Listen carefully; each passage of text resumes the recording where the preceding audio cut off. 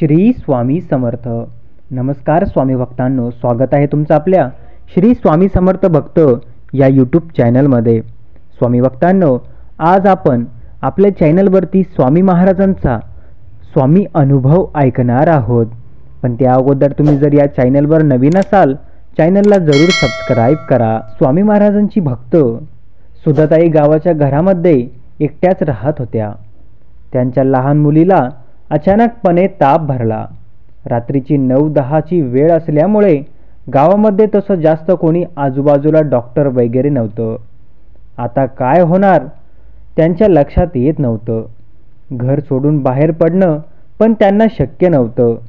आजूबाजूला चौकशी केली तर डॉक्टर सुट्टीवर गेले होते. आता काय करावं, कारण की 2-3 तासांनी तर ताप वाढत होता. अंगाला अत्यंत चटका बसत होता.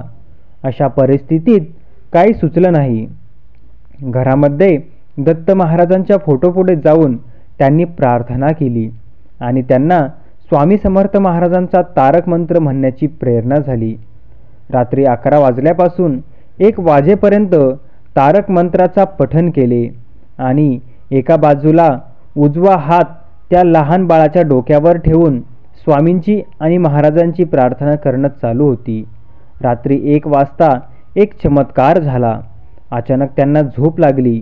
कशी झोप लागली कळलं नाही आणि उठून बघतात तर काय, बाळाचा ताप पूर्णपणे उतरला होता.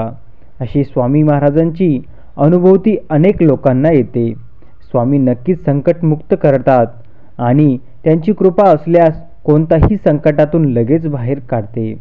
फक्त स्वामी महाराजांवर विश्वास आणि स्वामी महाराजांची सेवा सतत चालू असायला हवी.